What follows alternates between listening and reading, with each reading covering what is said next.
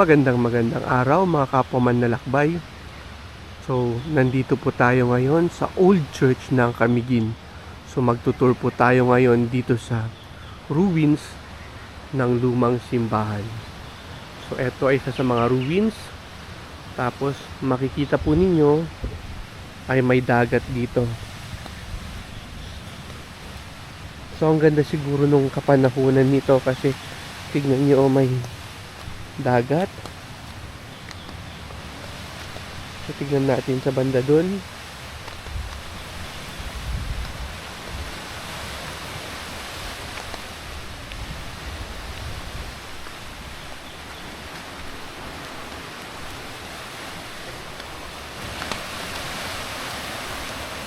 So, eto yung katabing dagat ng ruins ng Old Church dito sa Camiguin.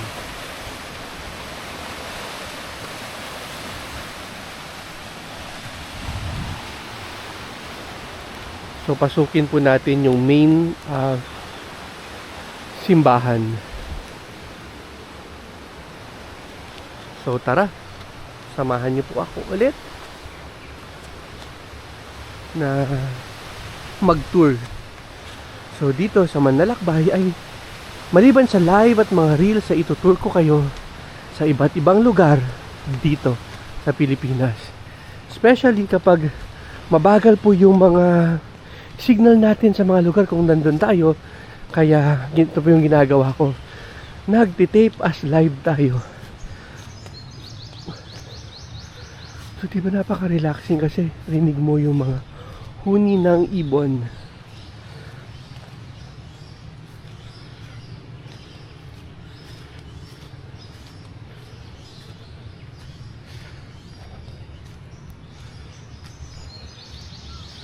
So eto yun.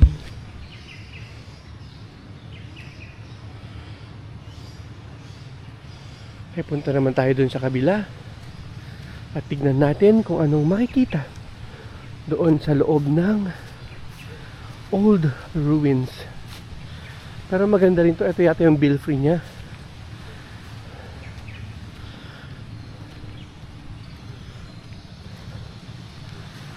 So maraming salamat po sa lahat ng mga sumusubaybay dito sa Manlalakbay. At makakaasa po kayo na maganda yung content natin. So nakapag-live na po tayo sa iba't ibang lugar sa Pilipinas at patuloy po tayo magla-live sa mga iba't ibang lugar na ating pinupuntahan. So eto ay isa sa mga belfry, kung hindi ako nagkakamali. Tapos maraming mga puno. At tignan nyo dito, oh, yung parang reinforcement. Ito yung yan, di ba ang ganda nung simbahan? Tinamnan na lang siya ng puno.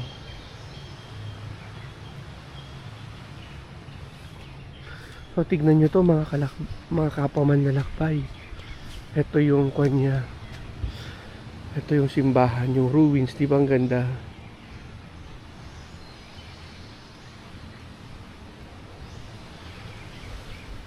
At tignan nyo naman po yung reinforcement. Ang ganda.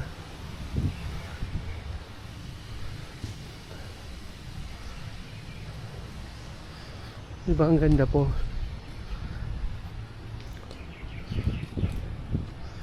So yun, live na live po tayo ngayon.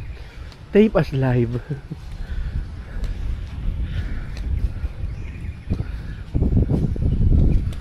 So eto yung simbahan. May entrance ba siya dito sa gilid? Wala siyang entrance. Diba ang ganda po?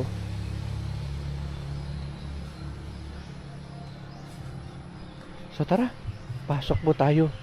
Tignan po natin kung ano ang makikita dito sa old ruins.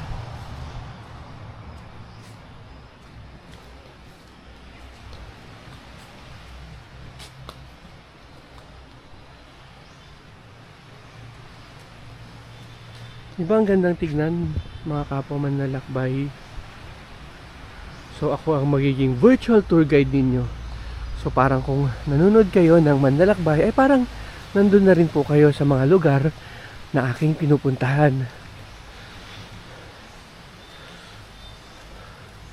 So parang kasama nyo akong naglalakad at tinitignan yung magandang tanawin. So yan, di ba ang gandang tignan? Tara, pasok po tayo.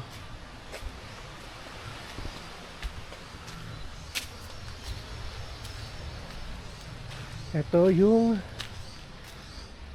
loob ng simbahan na gumuho. So tignan po natin sa harap kung ano yung history nito.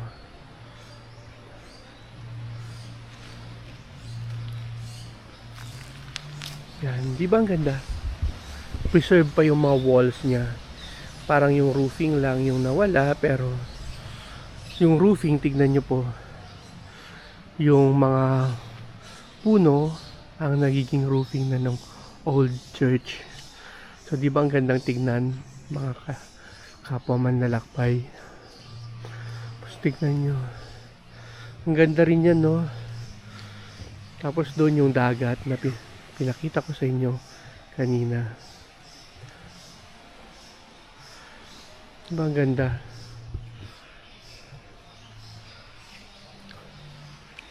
Tignan nyo po itong wall niya, oh. Ito po yung wall. So made of corals din siya. Yan, oh, tignan nyo. So made of corals din tong church na to. So corals and egg yolk siguro. Egg. Ano, made of corals pala to.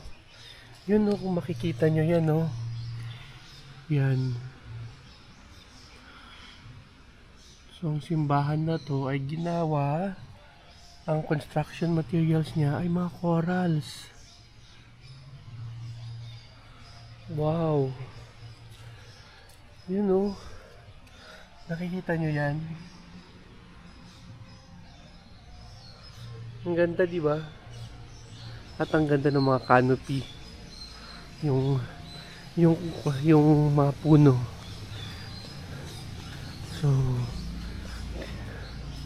iba't ibang klase ng corals yung ginamit nila.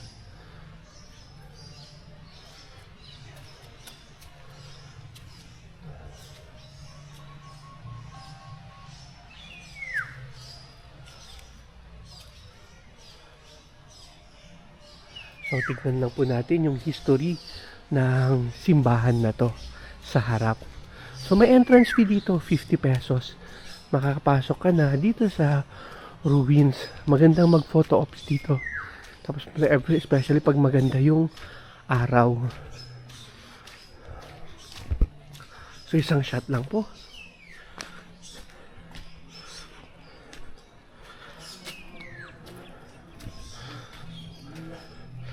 So, eto po yung ruins. Di ba ang ganda? Kasi, ang parang roofing na niya ay yung mga puno.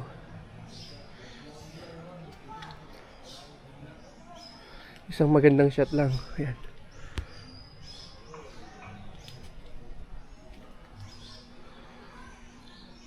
Ayan. Para sa edited video natin, ito. 1, 2, 3.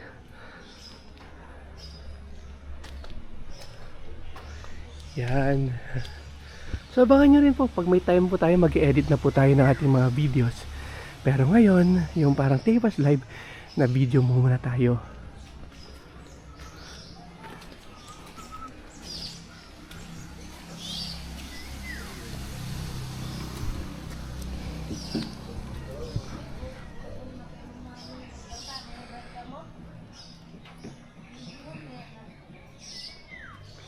Okay, tignan po natin sa labas yung history ng simbahan na to.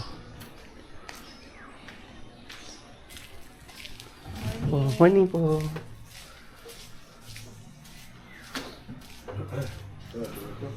So ito po. Ito yung ruins ng old church ng Bonbon dito sa isla ng Camiguin. So ito ay napasama sa National Treasure noong September 28, 2017. Yan.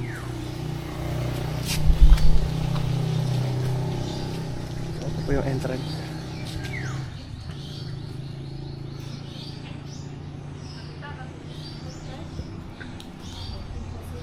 So yan po yung entrance ng ruins ng lumang simbahan. So, marami pa kayong makikitang magandang lugar dito sa Manlalakbay.